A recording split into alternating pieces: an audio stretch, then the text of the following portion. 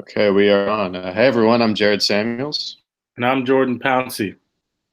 and Hi, I'm Yolanda Ngarambe. yeah, I don't know if I was yeah, supposed to say. today we're bringing you Oh no, that's okay. Um, you know what? Yeah, let's roll with it. How are you doing today? Good. Yeah, good. Well, for those of you that don't know, Yolanda is a professional runner for the Atlanta Track Club, um, and so welcome to the show. So, Thank Jordan, you. you ready for that first question? Yes, Start with that.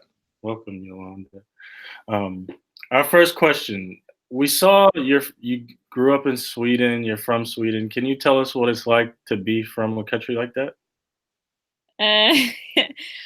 Uh, I guess if it regards to running, then uh, I come from a different experience, I think, than American runners because when you go to school in Sweden, you don't run for your school, like you run for a club.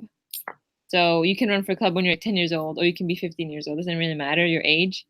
So I didn't have the high school experience where you know, run for your school and have like a low, like a, this team spirit thing. So when I came to the US for college, I got a whole new experience, like running for a team and not just running for myself. Mm. Yeah. When did you get into running, and what was your training like? From a young age all the way up until you came to America. I started running like every day or like consistently. I think when I was 15, my first year of high school, but we only go 3 years. So I guess as a sophomore of high school. And my training, I ran like nothing. Like I ran like I don't know, like 20 miles a week. No, I know less, like 15 to 20. More like sprint stuff. Didn't really do mileage. I was always like I didn't want to be injured, and all the girls that ran a lot, I was always like, ugh, they're too like type A for me, whatever. Like I thought I was cool, but really, I don't think I was. I just like was lazy, so I didn't run that much, and I trained for the 800 basically. Um, but I felt like I was really serious. I was like, yeah, I'm gonna be an Olympian. I'm so serious, but I really wasn't. But I always knew I wanted to go to school in the U.S. for college because I there's this idea where all of us in Sweden, not all of us, but many of us were like, if you want to make it in running, you have to go to the U.S. because like at all the like world championships and stuff, they're always like Americans in the top. So there's this idea that you had to go to U.S. to be good. At least that's what I had. So that's why I came to the U.S. Mhm. And when you came to the U.S., what did that transition look like for you when I think I read you attended the University of Vermont. Hmm. So what was that transition like from the Sweden competitive running world that you talked about where you're, with a club Hmm. over to the university? Um, I actually was surprised how I thought going to US was going to be this like crazy thing. Like I thought it was like going pro kind of. So I thought that everyone on the team wanted to be like the best in the world. Uh, I was like ready for like boot camp, and when I came to UVM, everyone was really relaxed and like chill, and like some people just ran for fun. You know, like I thought everyone was gonna be like, I'm gonna be an Olympian or something. So it was different. I was surprised, and the training wasn't as hard as I thought it was gonna be. But I also didn't realize it depends on what type of school you go to. Like I don't know how other schools are, but let's say I went to like Oregon or something. Maybe it's different there. I don't know. My school was more like everyone loved running, but it wasn't like it was their main goal to be a runner. Like I was almost there more for running than school, like academics.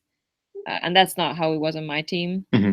But I really enjoyed it because I made like really good friends and like it made running really fun. So I feel like I always enjoy running a lot. And I think I got it from like UVM because we just like had fun and we trained hard and we raced, but it wasn't this like intense, like serious thing.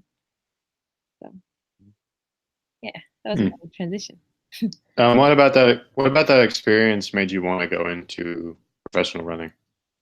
I just felt like when I was done with college, I wasn't done with running. Like I felt like my mileage wasn't high, and I felt like I wasn't doing everything that I could to be really good. And I also have always wanted to live the like pro running lifestyle, which maybe some people think is boring, but like I wanted to like wake up, go for a run, take a nap, do it again, you know. So I just Mhm. felt like I wasn't close to done with running when I was done with college. I just sad like, oh, now college is over, but I need to keep running. So Okay. Mhm. You say you like the way a professional runner lives. Can you take us through your typical practice day? yeah, I mean, most time it's like, oh, I wake up, go for the run. I like to eat breakfast and then go for a run before, and then eat lunch. Like I like to do if I have only one session, I want to do before lunch. I kind of like having that schedule, and then usually maybe I take a nap or something, and then it's hard after my run. It depends how tired I am. Sometimes I don't do anything special. Maybe hang out with someone or something, or if I have a double, like in, in like on my team and on track club, our hard days are really hard. So those days are long. It's like wake up, go do the hard workout, then you go to lift, and then maybe you go home, try to recover a little bit, then you go for a run again. And those days go by really quick. So half the week goes by like poof, like that. And then half the time it's kind of slow and there's a lot of free time to like do something, but you still have to do something that's not too like wild. You don't want to be too tired. Yeah. So Mhm. How many hard days a week do you all have? Uh, either we go from two tough workouts a week or three, uh, and then we'll have a long run. So I would say 3 to 4 tough days a week. Mhm. And my coach really is like, when it's tough, it's tough. When it's easy, it's easy. So most of the time we do 2 hard workouts. When it's 3, it's like a big week. So Mhm. I don't know if I could do 3 all Um, the time. yeah. Why did you ultimately decide on the Atlanta Track Club? And like, how do your teammates on the club like help and inspire you to be better? Uh, I actually knew the coaches of the track club before I joined and before they actually were hired by the track club. Andrew and Amy Begley. I met them after college because they wanted to train like athletes who weren't really like winning nationals, but who had potential. Like I never went to nationals in college, uh, but I knew I wanted to run, so they were looking for those type of runners. So I met them and we got along. It's kind of complicated, but like then I went home to Sweden. I thought I was gonna move home, but then I really liked their training. So when I heard that they were hired by Atlanta Track Club, they were like, "Do you want to come and join this new team?" And I was like, "Okay." So that's kind of how I found the club. And then, yeah, I mean, it's so nice having a team when you're a pro too. Like I could never run alone every day or without having teammates. That's kind of why I returned to the US because I had more teammates here than in Sweden. Like I didn't like going to practice in Sweden. It was like 2 people there or something. I like having Mm. like a full team. It just makes it more fun, and I think that's why I still run because I have fun with it. Uh, so yeah, having teammates is important because I think it makes it more enjoyable. Mhm. Definitely. Um, so, do you have like a pre-race routine that you think might be helpful to other runners? Like, or is every runner like individual? Like, I think a lot of in team sports, a lot of people have the same routines, and the whole Mhm. team goes through a routine. In running, it might be a little different. So, can you talk about that? Yeah, I would say I guess it's individual, but what I would say my advice is that whatever you want to do on your race day, like the warm up and stuff, or how you spend your day, I would say try to make it similar to every hard workout you do a week.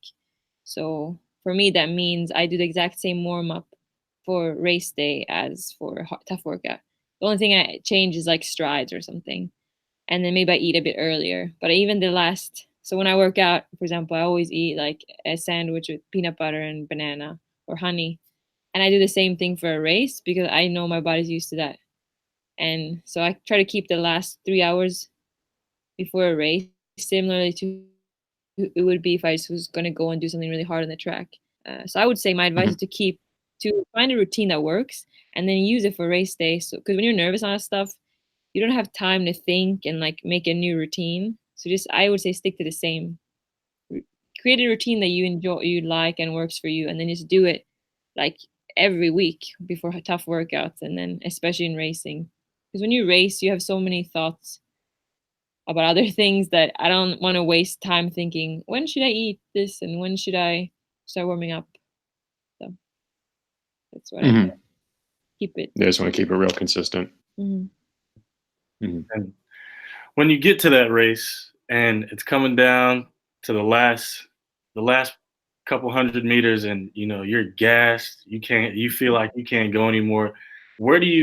How do you deal with that? Like, do you reach deep down, and how do you pull that last couple hundred meters out? How does that how do you deal with difficult parts of the race mentally?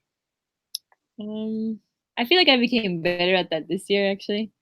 But I probably don't. I don't know if I know the answer, but I just I've realized a lot of your performance is in that last 100 meters. Like before, I used to think, okay, I went out really hard, now I'm dying. But at least I was gutsy. And not that I would give up, but I feel like I would just be okay with that, like pain. It's like kind of slowed down. And now I just like really want to get everything out in the race. So when it's 100 meters left, usually these days I catch someone at that point. If I'm not really like hitting a wall and dying. But most times now, that's where I make a move. Just because I like you have to like run through the line. You always get someone in the end. And I think for me, what makes me that like like that takes over the pain, because I just really want to win, maybe just want to beat that person in front of you. I just want to make sure that I'm racing the whole time, even through the line, because like you can lean in the 800 and the 15, like it's not just 100 meters where you lean. You're like, yeah, like you can lean in a 5K. I mean, I just think you should always run through the line. You never know what can happen, and I never and I guess sometimes there's different motivation. It can be a time or just wanting to win. Sometimes even money. If like top 3 gets money, like I'm gonna run through the line and see if I can get third. Yeah. So yeah, I just don't want to like leave a race and just suffer like 90% of it, and then you leave that last 100. I guess. Yeah. Good answer. You talk about in those last 100 meters, you try to break through the wall, even when you're tired. When you've hit a wall, you got to try to break through it. How do you avoid plateaus in your training that make you push through those walls?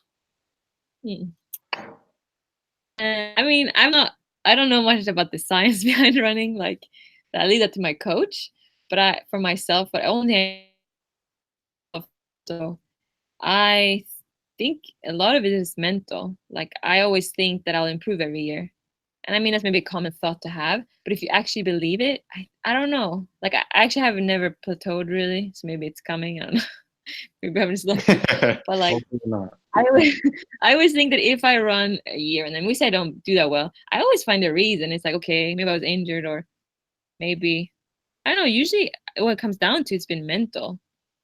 I needed the progress to be like this. I've never really gone like this in my progress. It's just been slow up, and I've been really patient. So I think you have to at least convince yourself that you won't plateau. And let's say you do, I don't know. I think you can get out of it. Like, I think it's mental.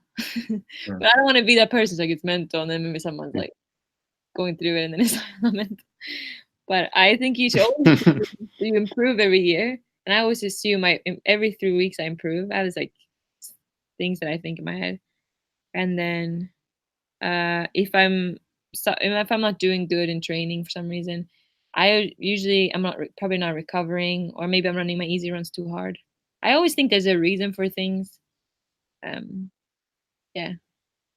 I don't know. Well, in terms of never plateaued really.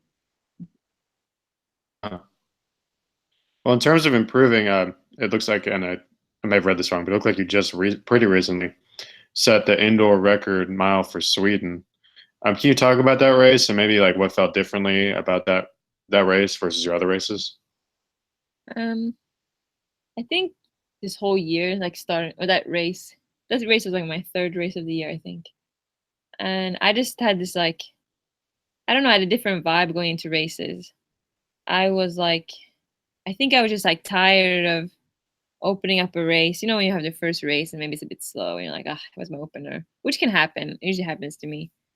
but I like I stopped limiting myself mentally going into a race. Like I used to always have a time that I was gonna hit, and then maybe I would hit it and I'd be like, okay.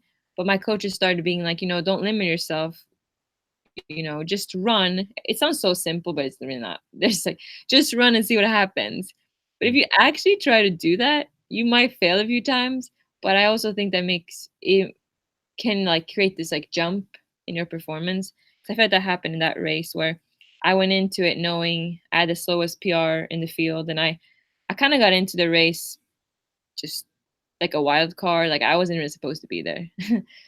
But I had this feeling that I was ready to run, and then I was just like, I'm not gonna care about who all these names are and these Olympians or whatever. I'm just gonna treat them as they're just runners, just like me. And I kind of went in with that attitude, and I just raced the people, like the runners that were there, and not like the names. And I didn't really let myself get intimidated, and I think that made me get the record because I knew I could do it, but then I had to do it too. And I think it was my mentality that made it happen, not the shape I was in or anything. Like I don't know. I think running is so mental. Even if you feel like you have a good mentality, I think sometimes you think you're good and you can actually improve it even more. That's how I felt like it was for me. Like I never felt like I had a bad mentality, but then this year I just have a better one, and then I think that made me run faster. Not just that I became physically faster. So, yeah, that's my answer. So in terms of your mentality going forward, what are your goals in running moving forward? So I used to always have time goals.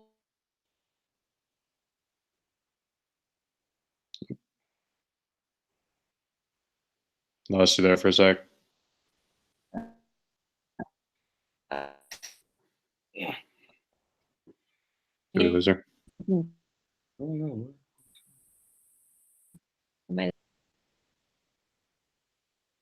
Yeah, I'll repeat that question. Okay. Because yeah, we lost you for a sec. So what are your goals now in running? My goals are I guess I want to make every team that I can. Like that, whatever is coming at me, I'm like, I'm gonna make it, kind of like that. I'm kind of vague when talking about my goals because I don't know. I don't want to get too stuck on something. Even I don't know. I just don't want to be limited. And when I was younger, I used to like share my goals, and then like if someone reacted a weird way, I like to be personally like, oh, when if they're like, can you really do that? So I don't really. It's my new thing is I don't share my goals anymore. I kind of keep them to myself. But I mean, my goals are just to run faster, basically, and stuff. Just see how far I can go, and just have fun with it. Even though it sounds cliche, like actually have fun with it. Yeah, just see how good you can be. Yeah. So Yolanda, we have this. Our last question is the same question every time. This is our staple right here. So we need you to come through. Okay. What are your top 3 recommendations for young athletes?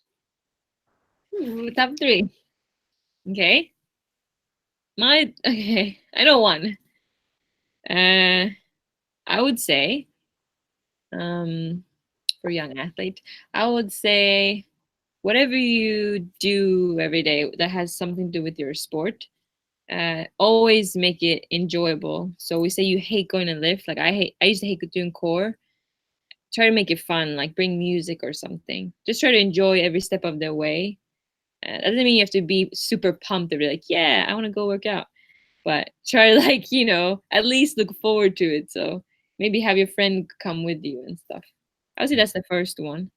To always have fun. Make sure you're always having fun. Because the moment you stop having fun, honestly, that's how many people will quit the sport. Because then it doesn't matter if you PR, if it's not fun, it's like. And then I would say be patient, very classic.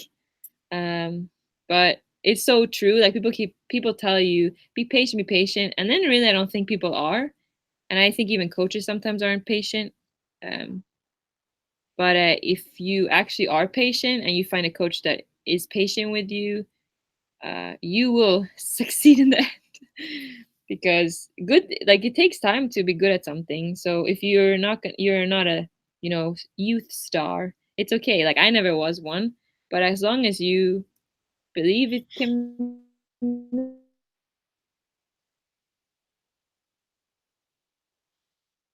Oh, you're gonna.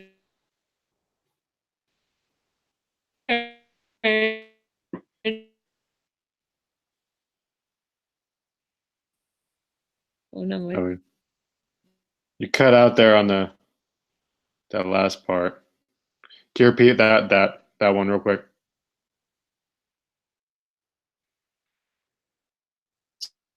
I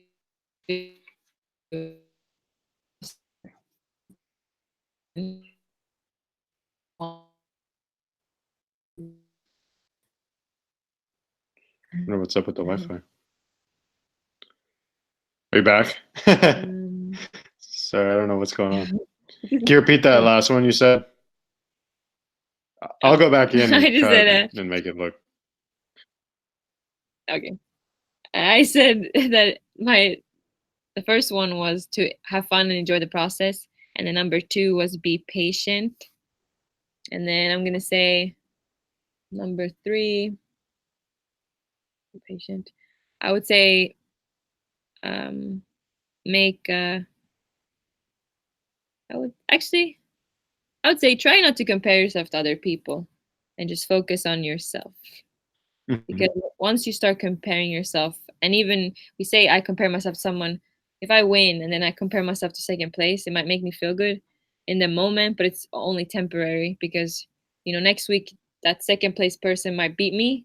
And then if I'm comparing myself, I'm gonna feel really bad about myself, even though maybe I came second with a PR. So I would say do your best not to compare yourself with people, because honestly it's just gonna hurt you in the end. It's gonna make you happy sometimes, then it's gonna make you unhappy. So it's not worth the temporary happiness. So, Yeah, for sure. Great. Well, thank you so much for coming on the show. We really appreciate it. yeah, And good luck to you the rest of the season and on. yeah. Good Thank luck. you. Thanks for having me. Okay, bye bye. Bye.